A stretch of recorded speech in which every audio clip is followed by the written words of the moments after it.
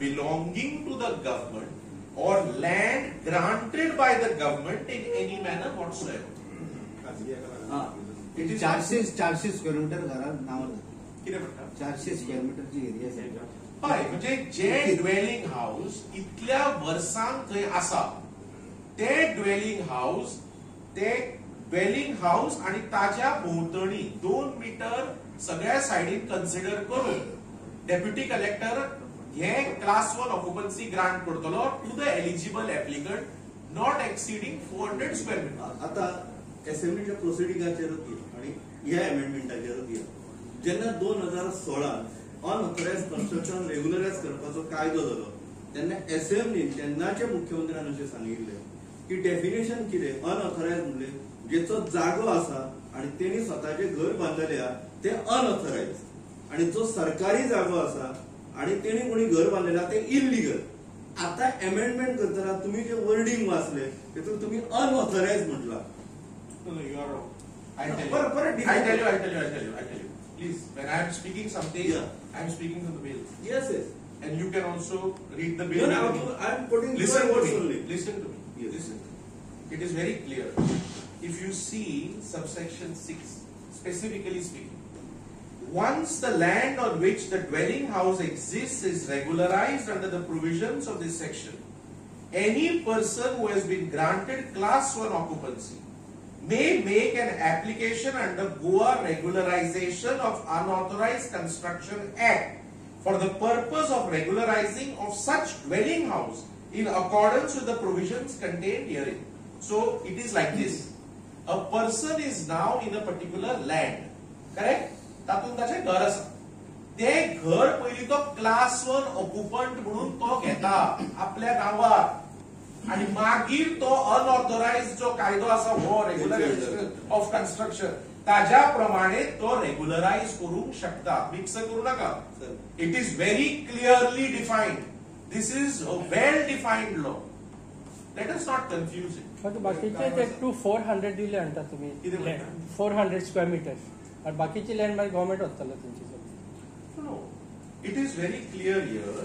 तू पळय, the total extent of land to be regularized under this section shall comprise of only plinth area of dwelling house and area adjoining to such dwelling house up to 2 meters on all sides from its outer walls, if available. In no case the deputy collector shall regularize land exceeding 400 square meters. Provided there where the encroached area exceeds above the permissible limit, deputy collector shall not pass an order of regularization of land unless the applicant surrenders the excess encroached area to the deputy collector.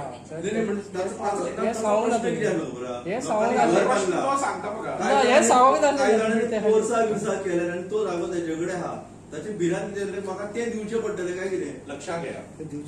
एक सामान्य गोंयकार आसा पळय न्ही, लक्षात घ्या, ताच्या आयच्या दिसा तो सामान्य गोंयकार जो ह्या परिस्थितीत आसा त्या घरांत ताका फाल्यां संडास बांदपाक सुद्धा परमिशन मेळना आणि म्हणून तो सामान्य गोंयकार इतली वर्सां मागतालो सरकारा कडेन. हे गोष्ट आमच्या मुख्यमंत्र्यान तडीक लायिल्ली आसा आणि हो कायदो करून ताका अधिकार आता दिता. म्हणजे कितें, ताका फाल्यां ताचे लायफ, ताका लायफस्टायल म्हणजे ताचे लायफ स्टँडर्ड ऑफ लिव्हिंग ताका बरें मेळचें. ताका टॉयलेट आसचो घरांत, ताचे बेसिक गोष्टी ज्यो लागता मनशाक बरे तरेन लायफ सारपाक ते ताका गॅरंटी मेळच्यो म्हणून. पळय, गव्हर्नमेंट लँडान जो घर ते कितलीशीच वर्सां आसा. तू गांवगिऱ्या वाठाराक बरें जाणा, तू रुरल रिपोर्टिंग करून सामको मास्टर तातून.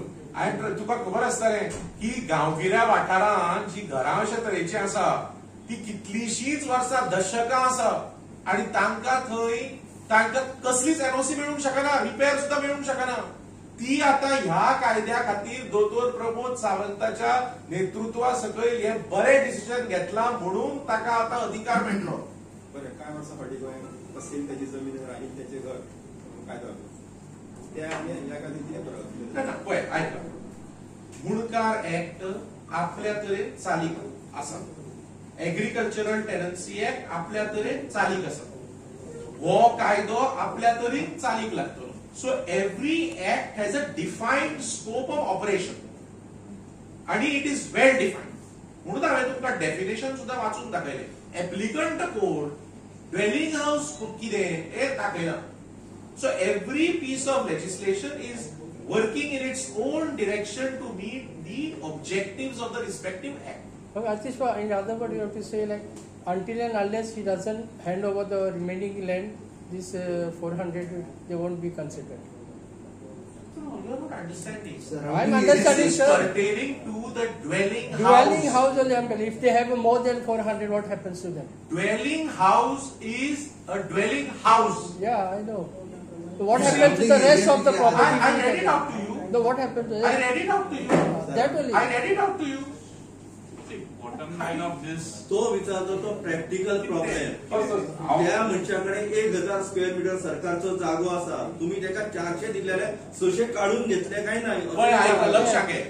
कायदो जो कितें पारीत जाला तो हांवें तुमकां वाचून दाखयला. सारखे कायदो कितें म्हणटा, ताजे घर घरा भोवतणी 2 मीटर एरिया ही ताका क्लास 1 आयच्या दिसा त्या मनशाक अधिकार आसा. थंय कायद्याचो अधिकार आसा ना. तो अधिकार दिवपा खातीर हो कायदो आता दोतोर सावंत आमच्या दोतोर सावंतान चीफ मिनिस्टरान सरकारान चालीक लायिल्लो आसा. Only so 400. ऐका तरी वाचून दाखयलो मग तुका. पण अतिश ते बाबा, उरलेले सांग ना तू. परते वाचून मग तू उरलेली जमनीचे सांग ना परते मला. वाचून सांगू. फाल्यां परते वाचून सांगू. 1000 आसले त्याचे कितें करपाचें? 600 तरी दिवपाचे सरकार. इट इज लाईक दिस. म्हाका तू सांग गौतम बाब, एक घर असता पळय, घर 400 स्क्वेअर मिटराकून व्हडलें